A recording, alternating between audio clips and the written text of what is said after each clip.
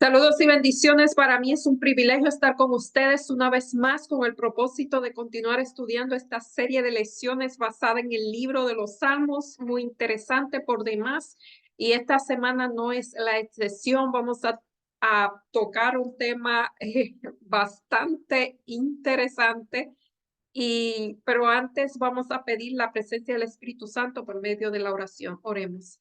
Amante Padre que estás en los cielos, alabado y glorificado y bendecido, enaltecido sea tu nombre por siempre. Estamos delante de ti agradecidos por tus múltiples bendiciones, por tu cuidado, Señor, por tu protección, por tu provisión y porque nos da la oportunidad de sacar este tiempo para compartir la lección de escuela sabática con aquellas personas que nos ven. Te pido una bendición muy especial por cada una de ellas en forma individual, que tú suplas todas sus necesidades, que tú contestes las peticiones de tu corazón de acuerdo a tus riquezas en gloria.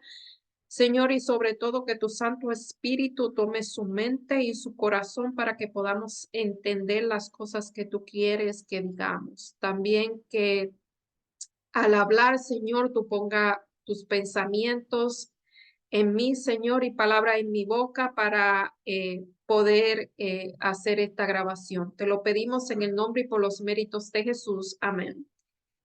Eh, la lección de esta semana es tenemos aquí mucha tela por cortar y en el libro de los Salmos vemos que los salmistas abordan bastantes temas estaban en auge en ese tiempo, o sea, temas que eran de la época y que es interesante que estos salmos fueron escritos hace cientos de años y todavía están vigentes en nuestra época.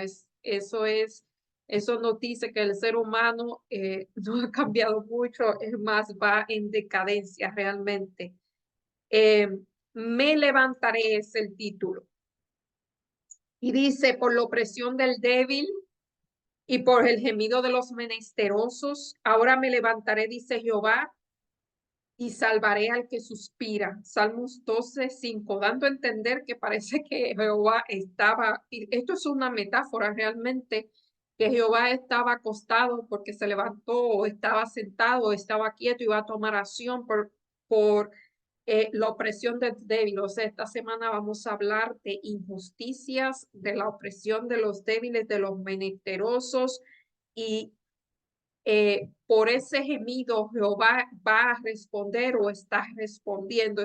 Este versículo me recuerda a uno que está en Apocalipsis que dice que la sangre de los mártires, o sea, grita, estoy parafraseando, por justicia.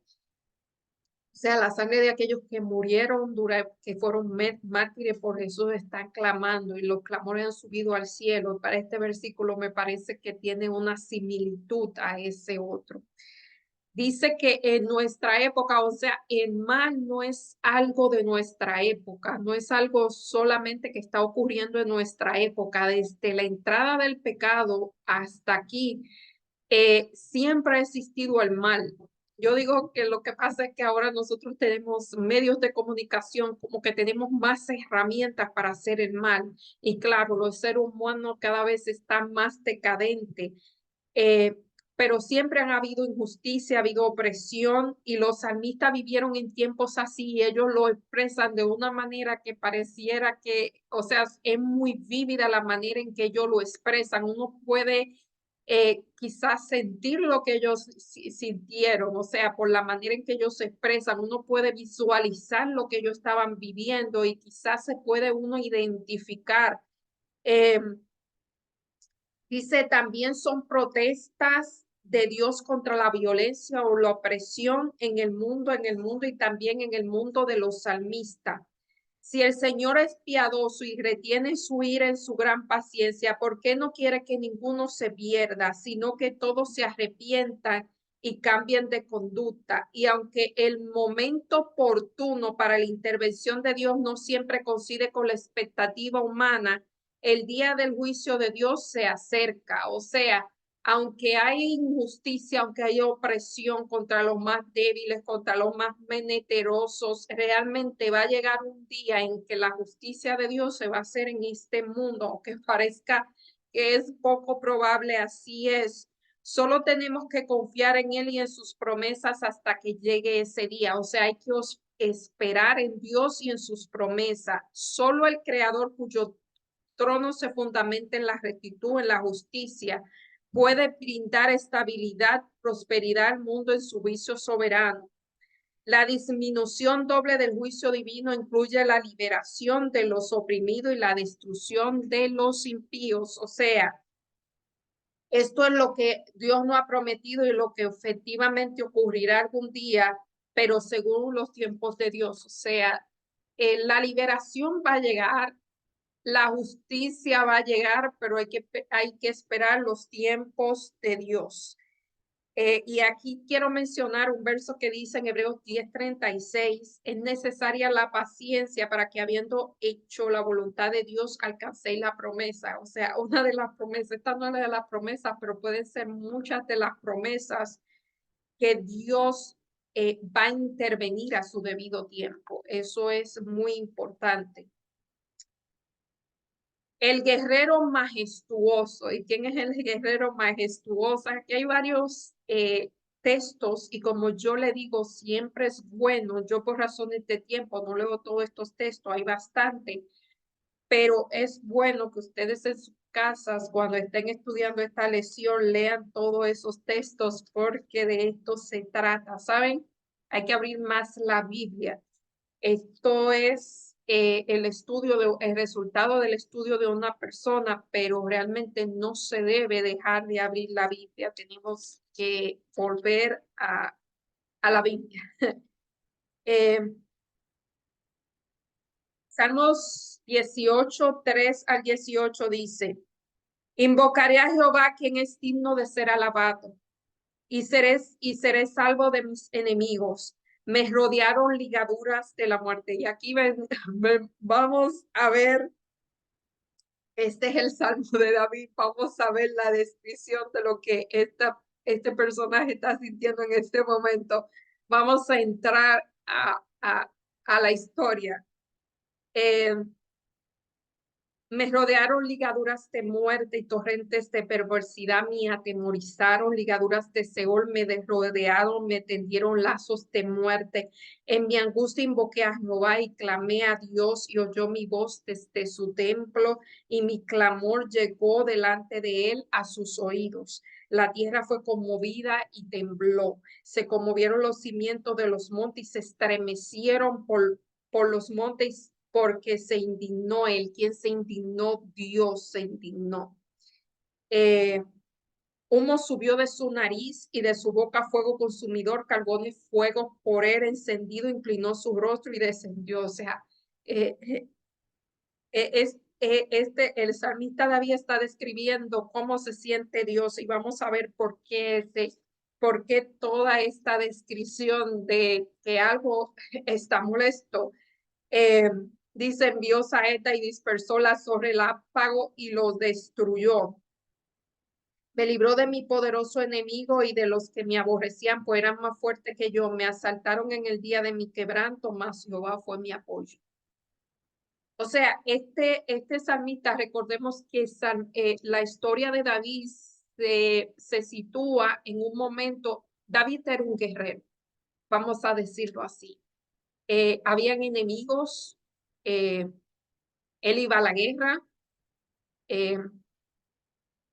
y si vemos los salmos, él narra todas esas peleas que eran, o sea, eran peleas reales, literales que él tenía y cómo Dios lo liberaba de sus enemigos. Él no dice que él era el que lo libraba, sino que Dios lo libraba de sus enemigos. Y en el Salmo 76, 3 al 9 dice, Salmo 76, 3 al 9, vamos a ver qué dice.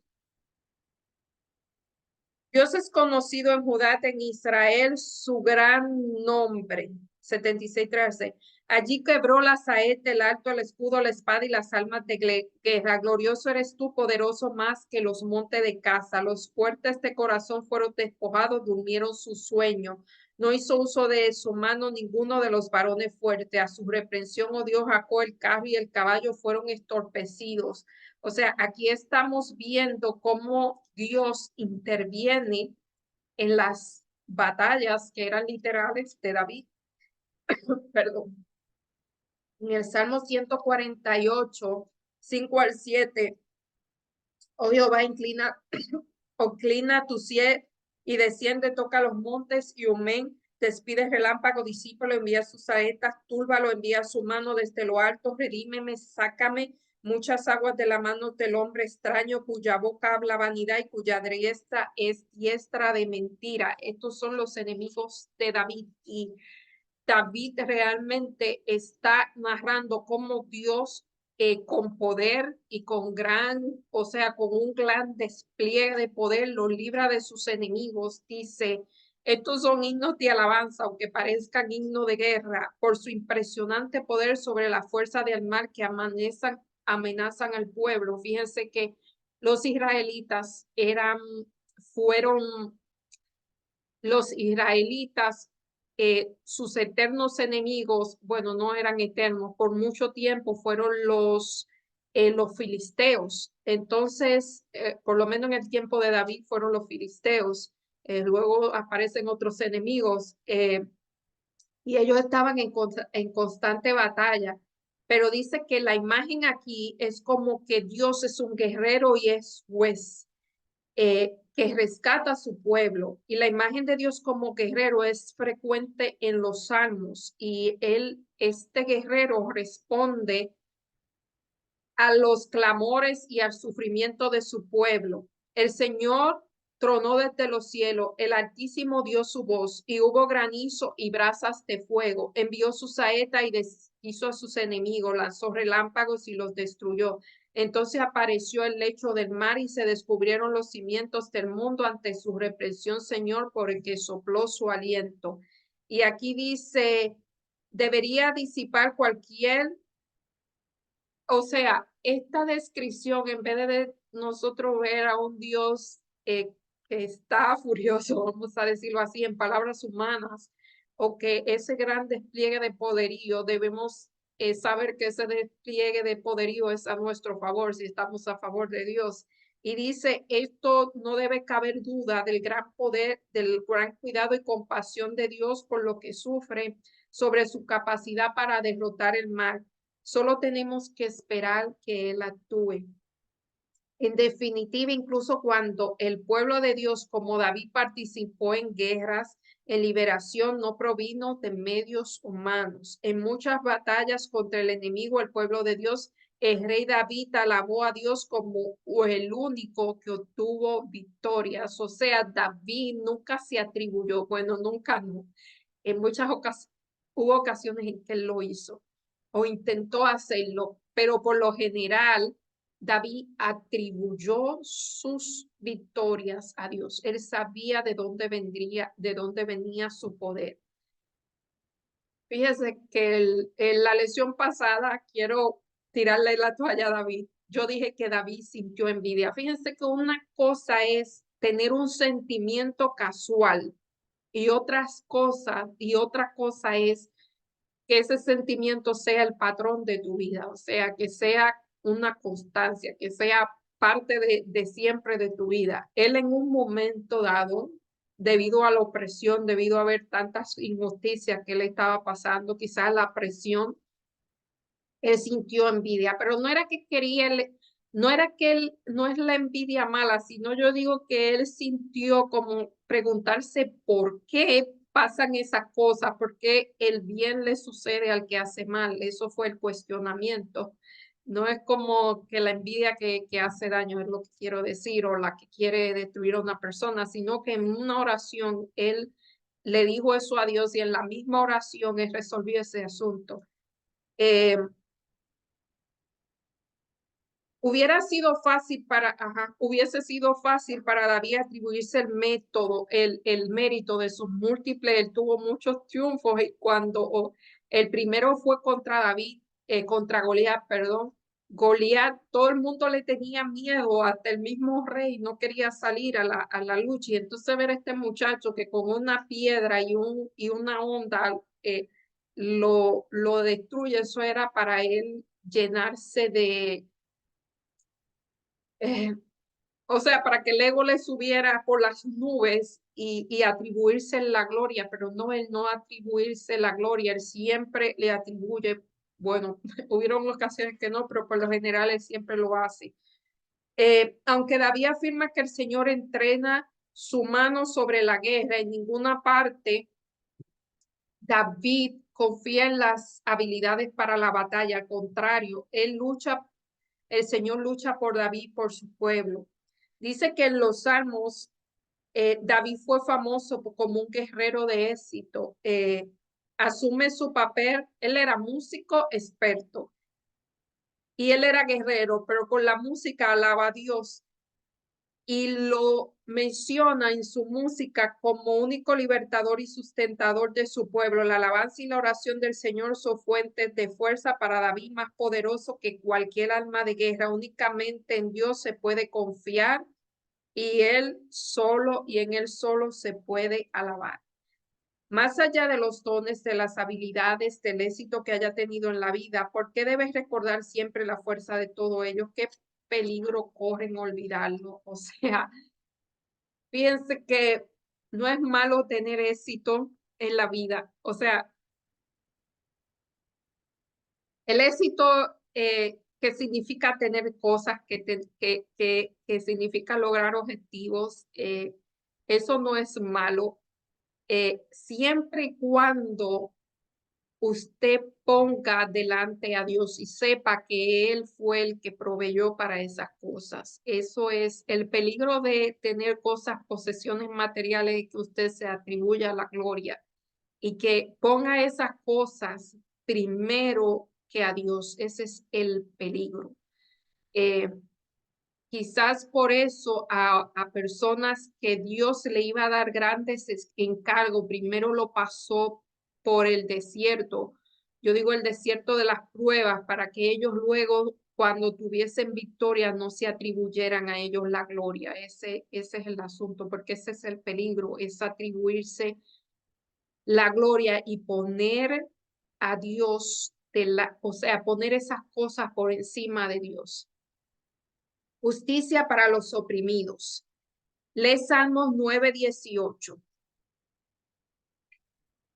Otra, perdón. Salmo 9:18.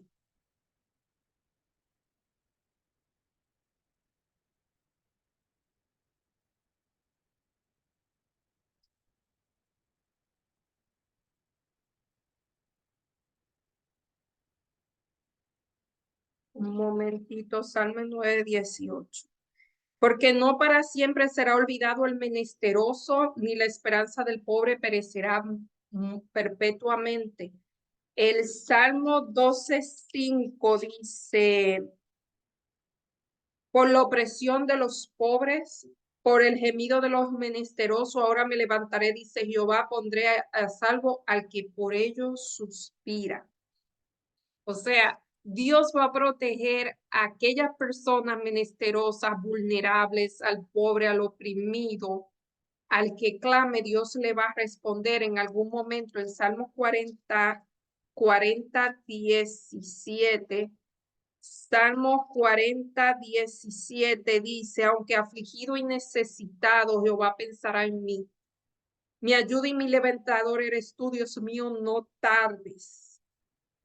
Salmo 113:7, este es el último que yo voy a leer. Salmo 113:7, y vuelvo y digo, es bueno que los lean. Salmo 37, Salmos 113:7.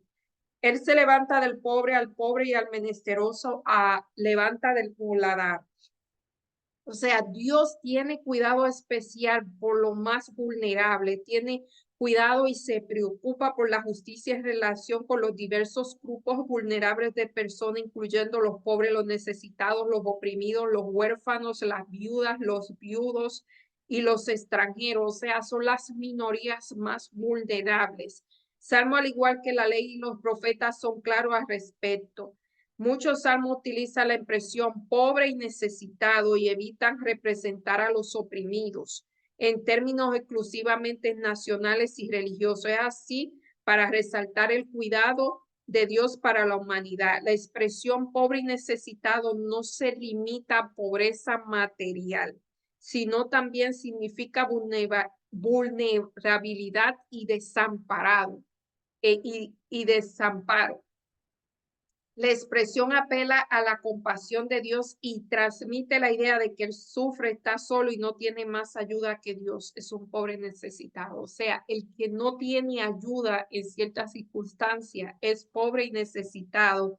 Y aquí no habla eh, que uno debe confesar su total dependencia de Dios y renunciar a todo rastro de autosuficiencia y afirmación personal.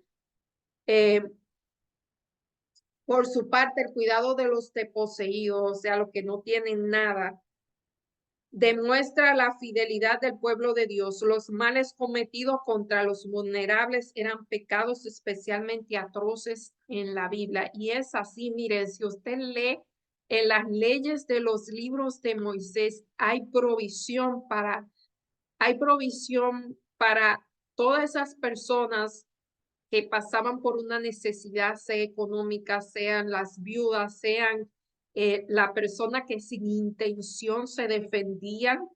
Habían ciudades, se llamaban las ciudades de refugio para la persona que sin intención, voy a decir una cosa que va a sonar mal, pero sin intención mataban a otra persona, pues habían ciudades donde ellos iban y ahí no le podían hacer daño. O sea, que Dios pensaba en las viudas. Vemos muchas historias de la viuda, como Dios proveyó para ellas, a los huérfanos y a los necesitados. Dijimos en lecciones anteriores por qué la viuda, porque a veces uno piensa a la viuda, a veces la viuda en este tiempo no es quizás una persona vulnerable, pero en aquel tiempo sí, por cómo era la sociedad, o sea, el sitio de la mujer en la sociedad. Si el hombre moría, ellos no tenían ningún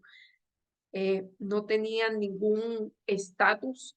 El estatus se lo daba el esposo o se lo daba un hijo, así que ellos se veían desamparadas. Los salmos subrayan la inutilidad de basar la seguridad en medios humanos perecederos como fuentes de sabiduría y de seguridad. El pueblo de Dios debe resistir la tentación de depositar la fe suprema para la salvación en instituciones y dirigentes humanos. Esta lección, mire, esta lección va a hablar fuerte, especialmente cuando difieren de los caminos de Dios. Tienen que ver en quién usted pone su confianza. La confianza debe estar en Dios, no en el hombre. Aunque Dios puede utilizar, y cuando yo hablo hombre, hablo del ser humano en general, hombre o mujer, o sea, no se puede confiar en los seres humanos, aunque Dios puede utilizar seres humanos para, para hacer justicia, como dice, pero realmente, según la Biblia, no se debe poner la esperanza ni la confianza en ningún ser humano. Vamos a decir ningún ser humano para que se entienda. Mediante su gracia, nuestro Señor se identificó con los pobres porque Él vino siendo pobre. Dios pudo haber venido en o sea, pudo haber escogido a, nacer en cualquier hogar, pero Él escogió nacer en uno de pocos recursos económicos. Saben que yo nunca he pensado, nunca he visto la pobreza como falta de recursos. Yo veo la pobreza como falta de otras cosas. Así que siempre, no sé, siempre he pensado así, no sé por qué. Pero, como dice aquí, la pobreza no solamente es escasez de recursos, pero ser escaso de recursos no quiere decir que uno sea pobre. Algo la redundancia. Soy yo y mis pensamientos así medios. La riqueza de Cristo incluye la liberación de toda la opresión causada y no promete la vida eterna en el reino de Dios. Jesús cumple las promesas de los salmos cuando el juez divino que juzgará todo maltrato a los desposeídos, así como a la negligencia en el cumplimiento del deber. O sea, cuando pensamos en los pobres y los necesitados que hay entre nosotros y cuánto hacemos por ellos. Eso es lo que tenemos que pensar. ¿Cuánto hacemos por eso y cuánto pensamos en ellos? Eh, ¿Hasta cuándo juzgarán injustamente? Y ese es el clamor que parece que ha surgido desde el comienzo de los tiempos. El Señor dotó a los dirigentes de Israel de autoridad para preservar la justicia, o sea, Dios utilizó a jueces humanos para hacer justicia, vamos a decir así, pero esa justicia estaba basada en las leyes que Dios había dado a Moisés. Eso era, según las leyes de Moisés, era que se juzgaba. Ellos solamente eran instrumento para hacer justicia. Los reyes de Israel debían ejercer su autoridad según la voluntad de Dios.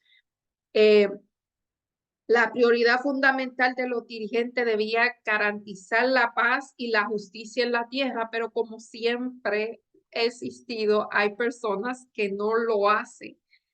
Y atender a los marginados sociales. Solamente así se prosperaría la tierra y el pueblo. O sea, el pueblo de Israel tenía claro que supliendo la necesidad de esos grupos marginados, solo así podría salir Israel adelante.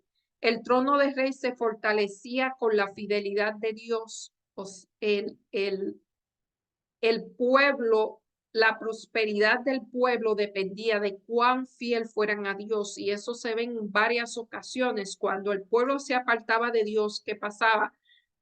Venían los invasores, venían las guerras. Cuando el pueblo estaba con Dios, pues podían venir las guerras, pero Dios los defendía. Ese era siempre lo que vemos en las historias, a través de la historia de Israel. Eh, el pueblo peca y viene alguien y, y lo invade y hay muerte y hay destrucción.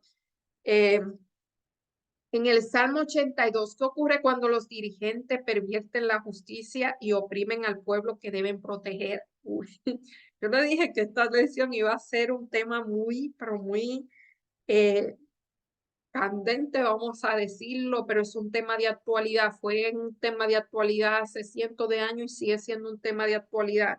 Dios está en la reunión de los dioses. En medio de los dioses juzga. ¿Hasta cuándo juzgaré injustamente y aceptaré a las personas de los impíos? Defender al débil, al huérfano, hacer justicia al afligido, al menesteroso, librar al afligido y al necesitado, librarlo de la mano del impío. No saben, no entienden, andan en tinieblas, tiemblan en los cimientos de la tierra. Yo dije, vosotros sois dioses y no todos nuestros hijos del Altísimo, pero como hombres moriréis, como cualquiera de los príncipes caeréis. Levántate, oh Dios, juzga la tierra, porque tú heredarás todas las naciones. Y ahí es que el salmista Asaf está diciendo a Dios, oye, levántate porque hay demasiadas injusticias.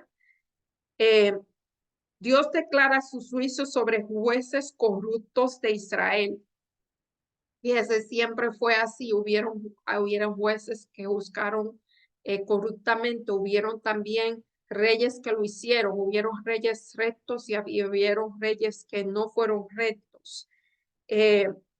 Porque nunca se le encomendó impartir justicia al pueblo de Dios y por lo tanto dice aquí claramente no son ni dioses paganos ni ángeles. Cuando está hablando aquí de dioses, no está hablando ni de dioses paganos ni de ángeles, porque nunca se le encomendó impartir justicia de Dios, por lo tanto no podrían ser juzgados. Aquí están realmente los cargos enumerados en Salmo 82, 2 al 4, reflejan a las leyes del Torah, identifican a los dioses como los líderes, o sea, Aquí el salmista está haciendo una metáfora de dioses. Dios está en medio de los dioses. Dios está en medio de los líderes. Y vamos a ver, esto me pareció interesantísimo. Vamos a ver por qué el salmista dice que Dios está en medio de los dioses, dando a entender que los líderes que juzgan a Israel son dioses cuando realmente son humanos. Y dice aquí, Dios les pregunta a los hijos de los hombres si buscan con justicia y se anuncia su castigo porque se le halló injusto. Los dirigentes andan a tientas en oscuridad sin conocimiento porque han abandonado la ley de Dios, o sea, el motivo de su oscuridad y de su desconocimiento es porque han abandonado la ley de Dios, la cual se supone que ellos supieran y con la cual debían juzgar al pueblo con justicia.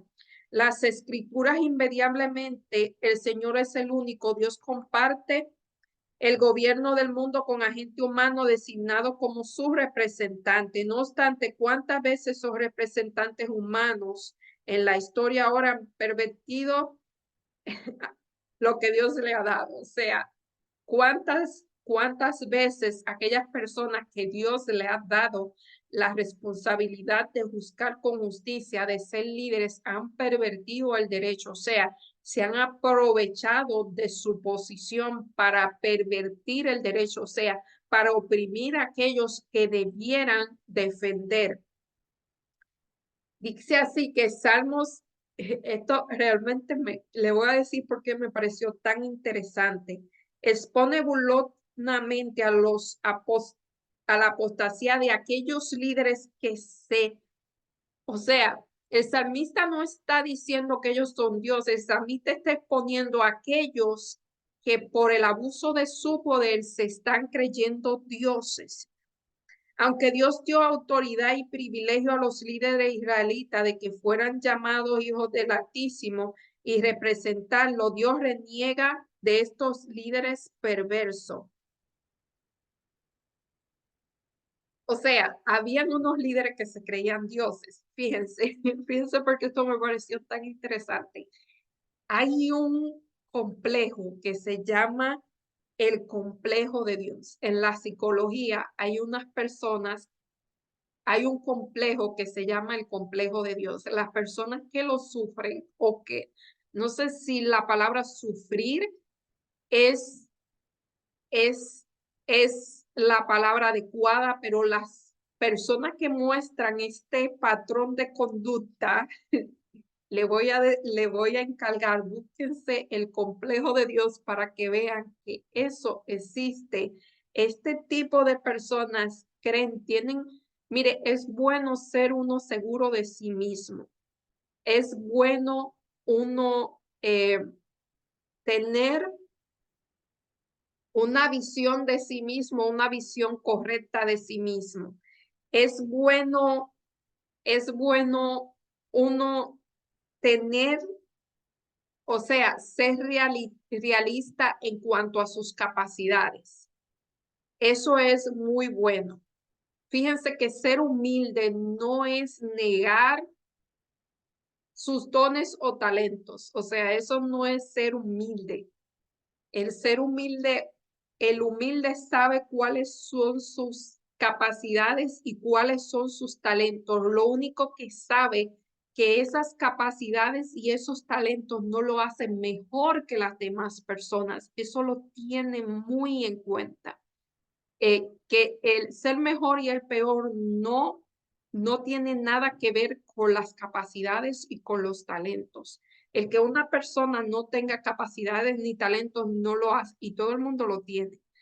Pero vamos a decir que una persona tenga menos capacidad y menos talento no lo hace humilde y el que no lo mencione tampoco lo hace humilde. Claro, este tipo de personas tienen una seguridad tan grande, ellos creen que son infalibles, ellos creen que esos atributos que tiene Dios se le debe colocar a ellos, se le debe, ¿cómo se dice?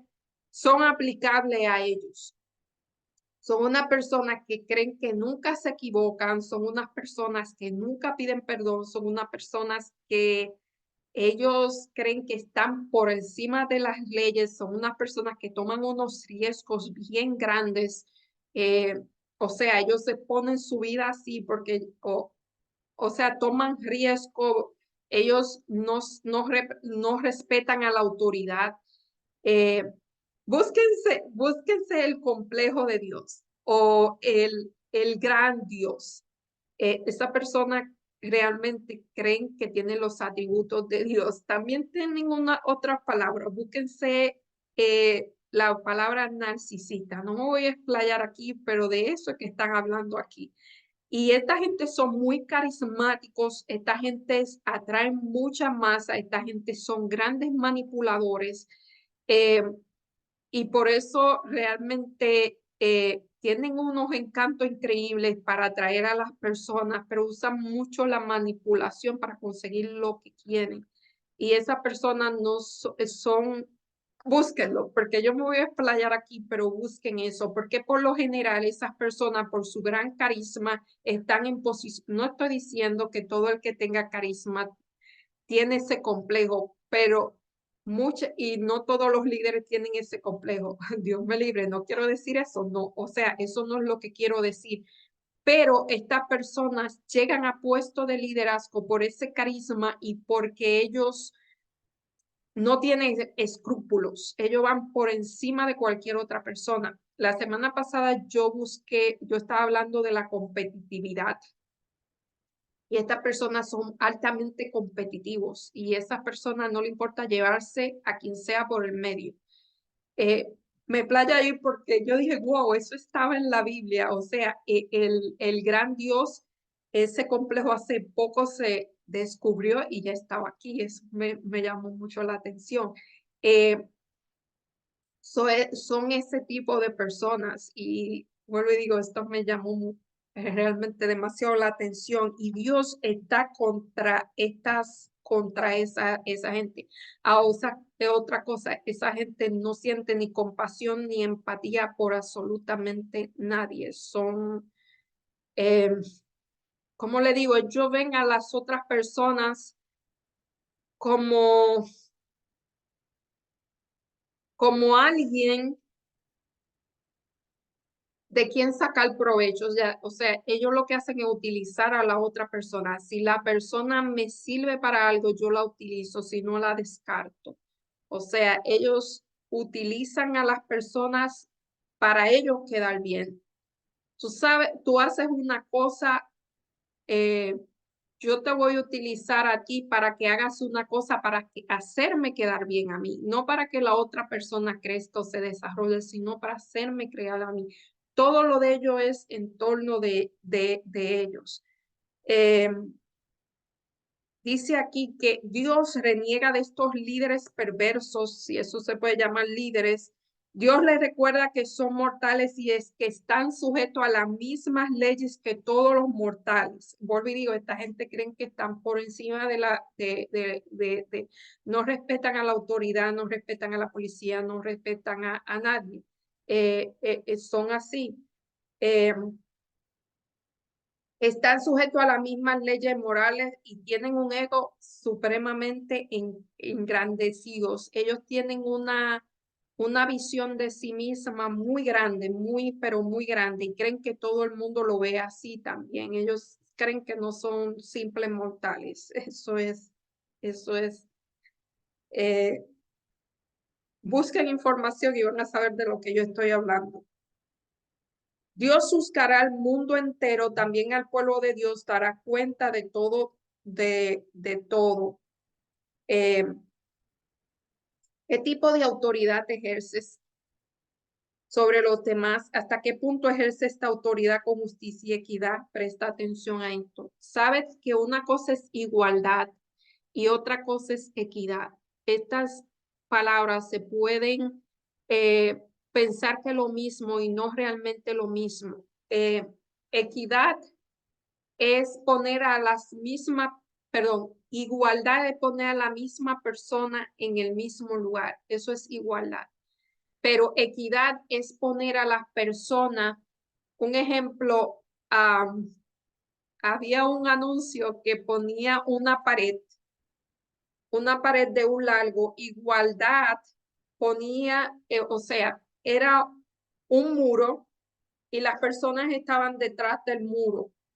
Entonces le ponían un banco o un escalón donde todos se pararan para ver al otro lado del muro. Lo único que las personas tenían diferentes tamaños físicos y eso hacía que unos pudieran ver y otros no quedaban al nivel del muro. Eso es igualdad. Equidad es poner un banco de acuerdo, una escalera de acuerdo al tamaño de la persona para que todos puedan ver. O sea, los más bajitos tienen un banco más alto y los más altos tienen un banco más bajito y así hay equidad.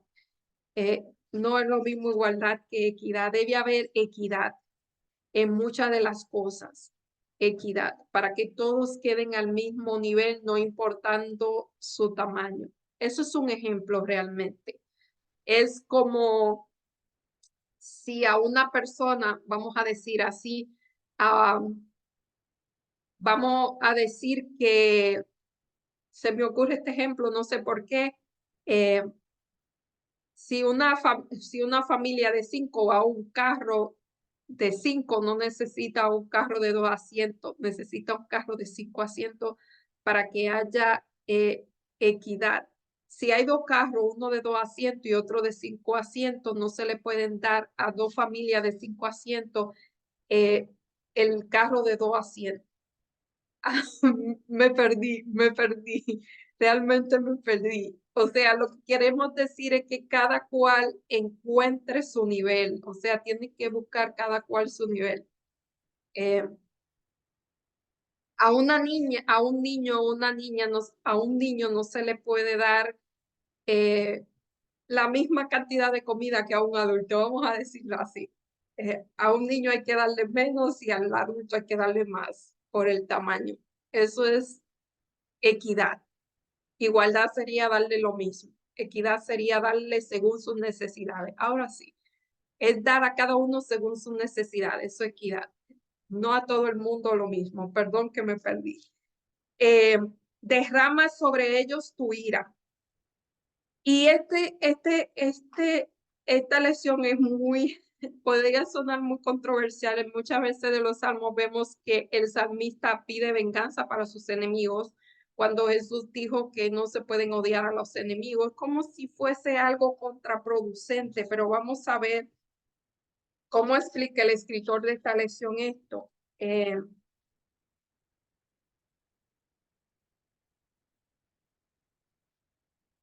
58:6.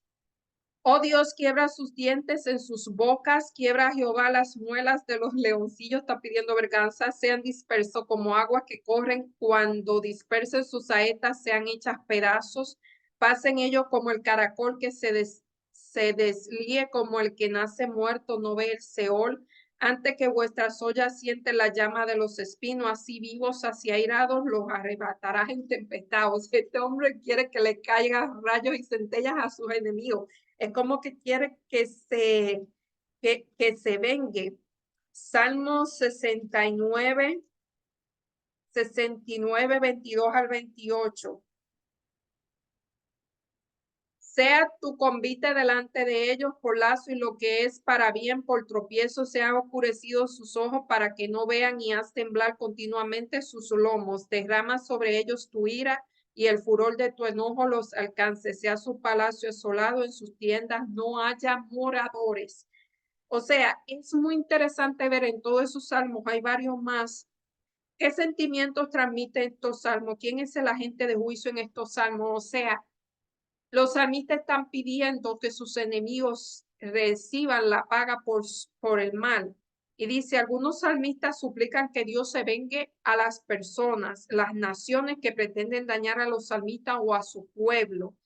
Y es como que desconcertante, es un lenguaje duro, es un lenguaje violento, es un lenguaje que es en apariencia discordante a lo que Jesús dijo que debemos amar a los enemigos en Mateo 5:49. Sin embargo, la indignación de los salmistas es porque esa gente están haciendo mal, están actuando de manera injusta. más que mucha gente se preocupa por la maldad que hay en el mundo, solo por la maldad que lo afecta a él personalmente, sino también por los demás. Fíjense que hay personas que son muy sensibles y aunque ellos no estén mal, si su medio ambiente hay situaciones adversas que quizás no tengan nada que ver con ellos pueden sentir, o sea, ellos pueden percibir eh, esas situaciones adversas que hay alrededor de ellos y eso o sea, eso le altera su manera de ver. Eh, Me parece que los salmistas son ese tipo de personas que ellos se alteran, o sea, hay personas que pueden eh, no puedo decir cómo, hay personas que pueden percibir las emociones negativas de su entorno. Si ellos están en un entorno donde hay personas que tienen muchas emociones negativas, eso lo hace sentir mal, porque ellos lo pueden percibir, percibir las emociones positivas, eso lo hace sentir muy bien. Eh, pero cuando hay emociones negativas, aunque no se demuestran, ellos pueden percibir esas cosas. Esas son personas que tienen mucha conexión con la naturaleza, lugares tranquilos, mientras lugares que son muy ruidosos y eso lo altera, o personas que tienen emociones negativas, que no sé, eso también los altera.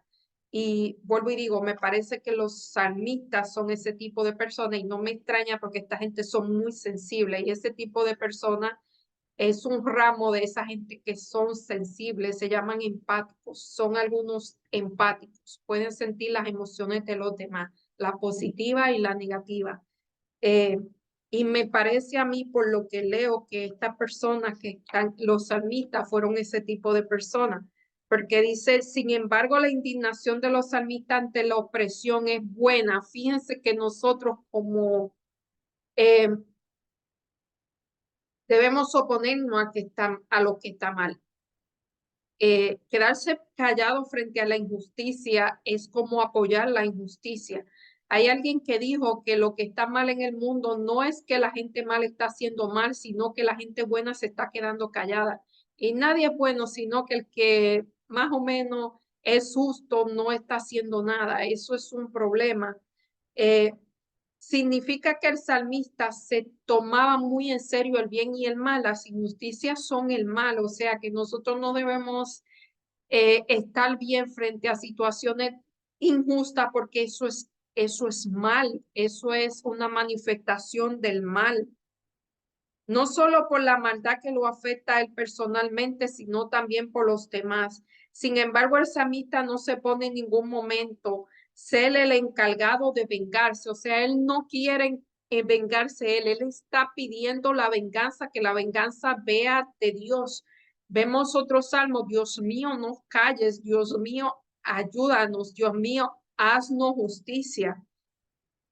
Los salmitas o sea, y dicen cosas proféticas, son proclamas proféticas sobre el inminente juicio de Dios, son advertencias divinas que el mal no quedará impune para siempre, que Dios dará retribución con justicia y con gracia, o sea, son muchos de los salmos son promesas a las personas que Dios va a actuar, que Dios no se va a quedar callado, que un día va a llegar la justicia para aquellas personas que están siendo tratados injustamente.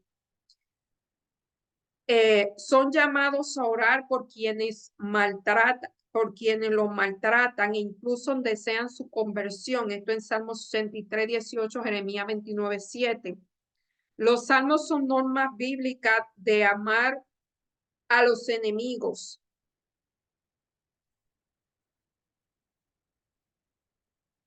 Debemos tener cuidado de no minimizar o sea, una vez yo leí en algún lugar que, o sea, que no, ¿cómo le digo eso? Cuando uno pide, o sea, amar al enemigo no quiere decir que va a dejar al que está haciendo mal impune, porque recuerden que le está haciendo mal a una persona, está oprimiendo a una persona. Entonces, el no desear que esa persona sea liberada, o sea, ¿cómo le digo? Amar al enemigo no quiere decir que permitir que esa persona siga haciendo lo que es injusto a una persona que es vulnerable. Eso es lo que quiero decir.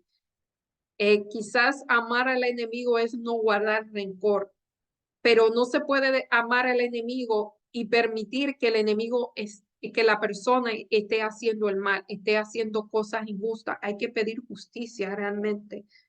Eh, los ojos del Señor a los ojos del Señor es muy estimada la muerte de los santos. El juicio divino obliga al pueblo de Dios a alzar la voz contra todo mal y buscar la venida de Dios. Cuando usted alza la voz contra el mal, se está poniendo de parte de Dios. Cuando usted ante la injusticia se queda callado, se está poniendo de parte de esa persona que está siendo injusta y se está poniendo de parte del mal. Los salmos también dan voz a los que sufren, haciéndolo saber que Dios es consciente de su sufrimiento y que un día le hará justicia. Saben, cuando Jesús estuvo en la tierra, él se opuso abiertamente a cualquier tipo de injusticia. Eso Dios lo hizo. Lo que Dios no quería era que la persona tomara la justicia en sus manos o la venganza, pero de que Jesús o sea, Jesús mostró, o sea, se puso de parte y denunció, perdón, eso es lo que quería decir, denunció las obras de injusticia. Él sí lo hizo. Quien no tiene a veces pensamientos o fantasías acerca de la venganza con quien han hecho daño terrible a otros seres humanos o a otros seres queridos, ¿cómo pueden ayudarte tus almas a analizar estos sentimientos de una perspectiva correcta? O sea, eh, realmente el que ha hecho el mal tiene que pagar las consecuencias de su mal. Amar al prójimo no quiere decir que la persona no sufra las consecuencias, porque muchas veces estas personas no están arrepentidos, o sea, que estén arrepentidos es una cosa, pero si no están arrepentidos van a volver a hacer el mal. Eso es lo que sucede. Eh, Salmos 96, 6 al 6. Salmos 96.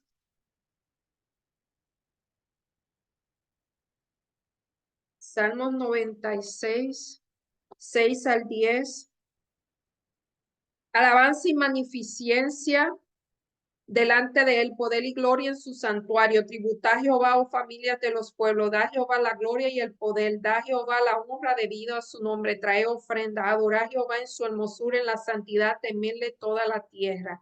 Decían las naciones, Jehová reina, también afirmó al mundo y no será conmovido. El juicio del Señor y el santuario es la parte del jueves. Aquí dice, Dios juzga al mundo por su pecado y su maldad, o sea, no se va a quedar impune el mal. En el santuario fue designado como el lugar del juicio divino, como indica el juicio al Urín y el pectoral del juicio del sumo sacerdote. En consecuencia, muchos de los salmos representan el juicio de Dios en su santuario. El santuario revela el plan de salvación. En el paganismo, el pecado se entendía principalmente con una mancha física. O sea, esa era la manera en que se presentaba el pecado, como una violación a la ley moral de Dios. La santidad de Dios significa que ama la justicia y la rectitud, del mismo modo que el pueblo de Dios busca la justicia y la rectitud, desea adorar en la hermosura de su santidad, debe guardar la ley de Dios en una experiencia de santidad. O sea, como indican lo propiciatorio del trono de Dios y los sacrificios de Dios. Sin embargo, Dios es perdonador, se venga de la mala justicia y no es vengador, sino que Dios hace que cada uno pague de acuerdo a sus hechos. Eso realmente no es venganza, aunque ellos llamen a eso venganza. No es venganza que una persona pague por lo que hizo mal. Eh, lo que Dios hace es que, o sea, Él hace justicia, vamos a decirlo así, hace justicia al oprimido. El juicio del Señor desde Sión trae como resultado el bienestar de los justos y la derrota de los impíos. ¿Cómo nos muestra este versículo que Cristo está haciendo en el santuario celestial? Es una obra a su pueblo. O sea, aquí lo que realmente los salmistas están mostrando, que los salmistas están en contra de las injusticias. Y ellos cuando ven las injusticias realmente van donde Dios, como en otras ocasiones, y claman a Dios por justicia. Eso no es no amar al prójimo, a los enemigos. Eso realmente es amar a aquellos que están oprimidos. Y cuando una persona clama por justicia para que los oprimidos sean liberados, claro que el opresor pues va a pagar por su consecuencia. Eso no es dejar de amar realmente. Que a veces tenemos conceptos muy raros de amar. Si tú amas permisivamente al que hace injusticia, entonces está apoyando lo malo que está haciendo a una persona que es inocente por lo general. Muchos salmos son protestas contra la indiferencia humana ante la injusticia. A veces vuelvo y digo, nosotros pensamos muchas veces que como cristianos ante la injusticia debemos quedar callados, pero entonces usted se está poniendo de parte del mal. Son un rechazo a aceptar el mal. No están motivados por el deseo de venganza, sino por el celo de glorificar a Dios. Por eso no es incorrecto que los justos se alegren cuando vean venganza sobre el mal, porque así resplandecen en un mundo donde Dios y su justicia. Un mundo en el nombre de Dios y su justicia. Estos salmos obligan a levantar la voz contra el mal y anhelan la venida de Dios en su plenitud. En ellos se nos da la seguridad y el consuelo, la liberación divina. Dicen, es una esperanza. El Señor se levantará y hará justicia. Jesús dijo, cuando por mi causa os vituperen o persigan, gozaos y alegraos. Señala al oyente que los profetas que habían hablado en el nombre del Señor habían sido ejemplo de aflicción y de paciencia. Santiago 5:10. Abel, el primer cristiano en los hijos de Adán, murió como mártir. Él no caminó con Dios y el mundo no lo supo. O sea, la gente, mucha de la gente que ha hecho realmente, que ha hecho lo que Dios quiere, unos están en el anonimato, otros mueren como mártires. Y aquí dice, otros Noé fue escarnecido por fanático y alarmista por decir lo que Dios le había dicho, por decirle, por decirle al pueblo de aquel tiempo lo que Dios le mandó a hacer, por advertirlo, por darle advertencia de lo que iba a pasar. Dice, otros experimentaron vituperios y azotes, otros prisiones y cárceles, otros fueron atormentados, no aceptaron el rescate a fin de obtener mejor resurrección. Esto es el discurso de Jesucristo, página 34 y 35. Fíjense que esta semana, bueno, ese día yo estaba leyendo, pero eh, esto yo lo había leído muchas veces, claro está. Pero fíjense que en el Pentateuco hay unas reglas sobre la guerra. Y dice, el que tenga casa nueva y la vaya a estrenar, no vaya a la guerra. El que tenga una viña, no vaya a la guerra. El que sea cobarde eh, y melindroso, no vaya a la guerra. Y yo lo relacioné, no, en el tiempo, eso ni fue yo, eso ya estaba hecho. En el tiempo de Gedeón, cuando Gedeón fue a enfrentar a los eh, moabitas, creo que era, eh, Dios hizo que pasaran todos por ese filtro y de 22,000 quedaron 10,000. Y de 10,000 él le dijo, vayan al río y beban. Y solamente los que lamieron el agua como perros, o sea, que no se arrodillaron y bajaron la cabeza, sino que cogieron el agua y la llevaron a la boca sin tener que levantarse, esos fueron escogidos. Solo fueron 300. Fíjense que yo lo relacioné de esta manera. Tener casa no es malo, tener una viña, un trabajo, eso no es malo, casarse no es malo, pero si usted pone esas cosas en primer lugar por encima de Dios, entonces usted no es digno de Dios. Eso fue lo que dijo Jesús. Fíjense que cuando Jesús hacía un llamado, cuando él llamó a Eliseo, él estaba eh, arando eh, y él sabe lo que hizo. La muestra de que aceptó el llamado fue que cogió los bueyes con que araba y hizo un sacrificio a Jehová con eso. Creo que hizo un sacrificio, lo regó, o sea, él su medio de trabajo lo aniquiló. Y yo me pongo a pensar, Dios pidió, o sea, esta gente que nosotros leemos en la Biblia y que a veces lo vemos como seres iguales a nosotros, hicieron unos sacrificios tan, pero tan grandes. Esa gente no vivieron, no vivieron, o sea, no caminaron un jardín de rosa, bueno, un jardín de rosa con muchas espinas. O sea, la vida de esa gente no fue fácil. Si uno lo ve de cerca, no fue fácil, se le pidió mucho. Eh, y no sé si es lo mismo que Dios nos está pidiendo a nosotros y lo estoy diciendo, claro que lo mismo porque es el tiempo del fin, pero quizás no estamos haciendo lo mismo que se le está pidiendo a esta gente.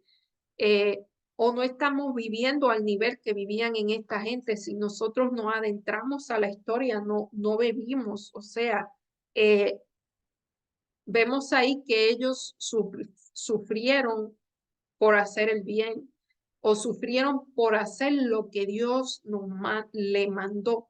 Y ahora muchas veces nosotros tenemos miedo de decir las cosas que dice en la palabra de Dios por miedo a lastimar.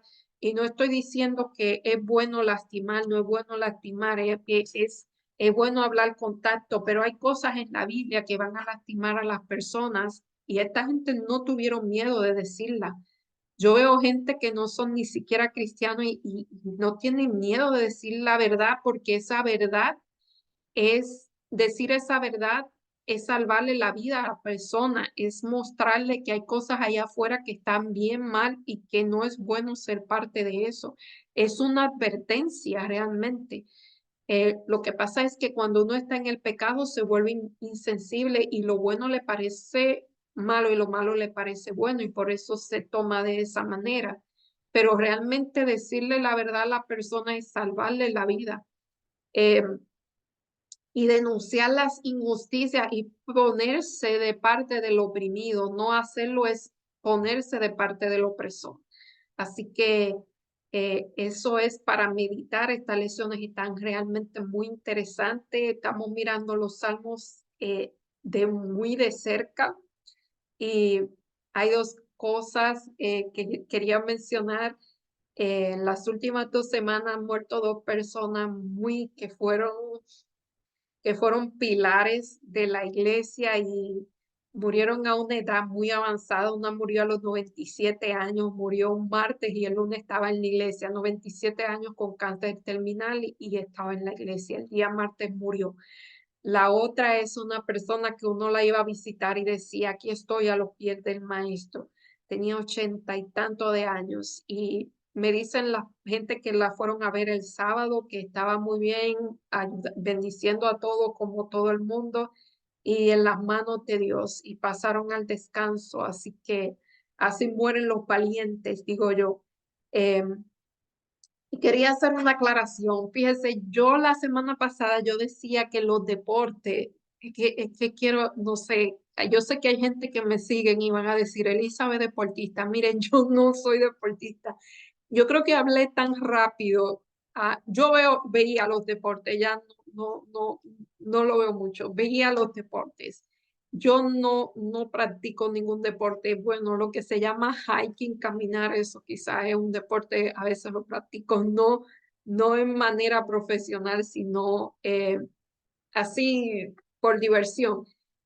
Lo que yo decía era que yo competí en competencia de hacer preguntas y cosas bíblicas y cosas así intelectuales mayormente. A eso me refería. Quería decir esa aclaración que no quiero que digan, ay, Elisa está diciendo que es deportista y esa no juega ni bolita, eh, porque es verdad, no lo hago.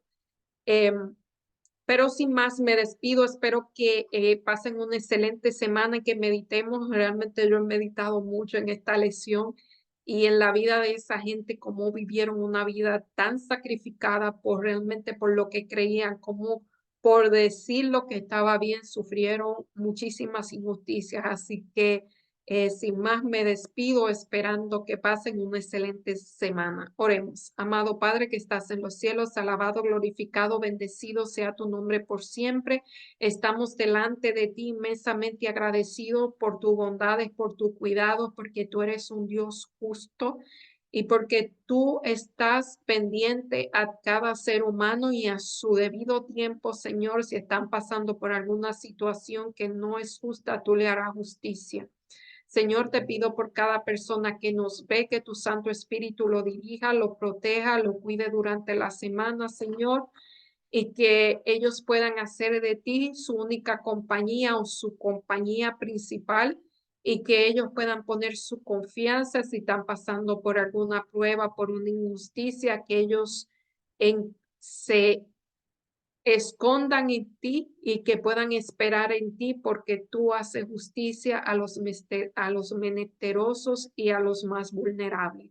Todo te lo pedimos en el nombre y por los méritos de Jesús. Amén. Bye, hasta la próxima semana, si Dios lo